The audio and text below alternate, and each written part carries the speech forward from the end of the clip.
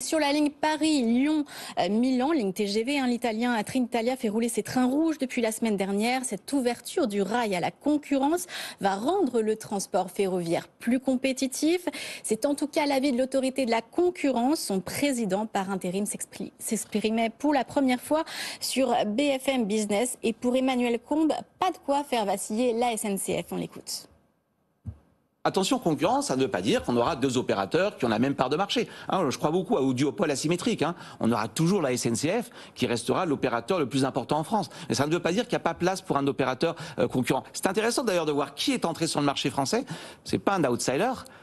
C'est pas un low cost, c'est finalement le concurrent historique sur son propre marché italien, à savoir Trenitalia. Donc attention à ne pas être trop définitif. La concurrence est timide, elle reste aujourd'hui sur quand même une ampleur très limitée, vous l'avez dit, 2 allers-retours au quotidien.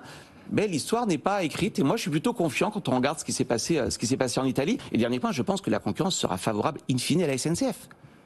In fine à la SNCF, n'oublions jamais que quand on baisse les prix, ça on l'oublie toujours, on élargit la taille du marché. On élargit la taille du marché. En Italie, la taille du marché a grossi. Et quand on regarde la part de marché de Trenitalia a diminué. Mais en réalité, plus de gens ont voyagé. En réalité, qui a souffert de la concurrence du train en Italie? C'est l'aérien. Emmanuel Combes, le président par intérim de l'autorité de la concurrence, sur BFM Business aujourd'hui.